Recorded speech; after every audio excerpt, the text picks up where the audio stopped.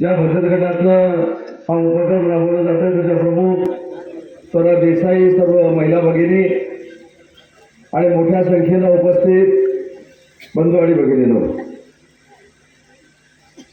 मी जिल्हा परिषदेचे मुख्य कार्यकारी अधिकारी आणि जिल्हा परिषदेचे सर्व प्रशासनाचे अधिकारी त्यांचा जिल्ह्याचा पालकमंत्री म्हणून मनापासून कौतुक करतो, तुम्हाला धन्यवाद देतो की देशातली महिलांसाठीची पहिली हाऊसबोट आपण माझ्या मतदारसंघामध्ये, माझ्या जिल्ह्यामध्ये सुरू करण्यामध्ये यशस्वी झाला.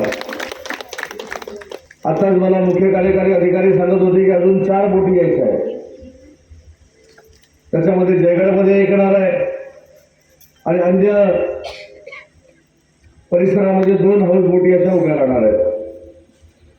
मी आताच कीर्तिकुमार पुजारीजींना सांगितलं की हाऊसबोट अतिशय चांगल्या पद्धतीनं तयार झालेली आहे. वातावरण देखील अतिशय निसर्गरम्य आहे. परंतु या बोटीपर्यंत पोहोचताना जेवढा वेळ लागतो आणि तो जर वेळ आपण कमी करू शकलो, म्हणजे तिथून वरून येताना आपण भातगावचा पूल बघतो, भातगावच्या शेजारी असेल किंवा अन्य परिसरामध्ये असेल, जर प्रवासाचा वेळ आपण कमी केला तर मला असं वाटतं की ही हाऊसबोट देशातली अशी आदर्शवत अशी हाऊसबोट ठरेल.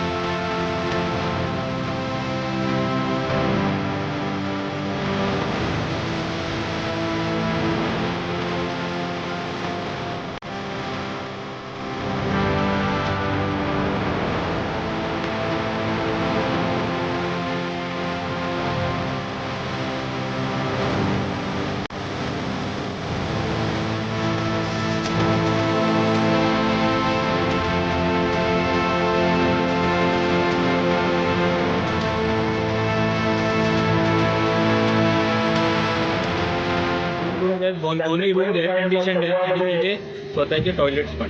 सुरक्षेच्या दृष्टीने एक तर डिझाईन, मेन याची डिझाईन जी कॅटेमॅरन टाईपची डिझाईन आहे, ज्यामुळे याची स्टेबिलिटी, सगळी लोक जरी एका साईडला आली तरी याची स्टेबिलिटी चांगली आहे.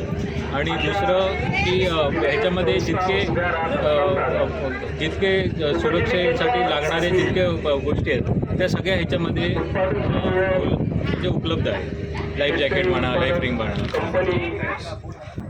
ह्याची जी सुरुवात झाली ती एक किमान 8-10 वर्षापूर्वी आम्ही जी कोकणामध्ये आपण कोणत्या प्रकारच्या बोटी आणू शकतो. केरळ आणि काश्मीरमध्ये त्यांच्या स्वतःच्या हाऊसबोटचे मॉडेल्स आहेत, पण कोकणाला सुटेबल होतील अशा हाऊसबोट आपण कोणते मॉडेल आणू शकतो. हा प्रवास आमचा सुमारे 8 ते 10 वर्षापूर्वीच झाला आहे.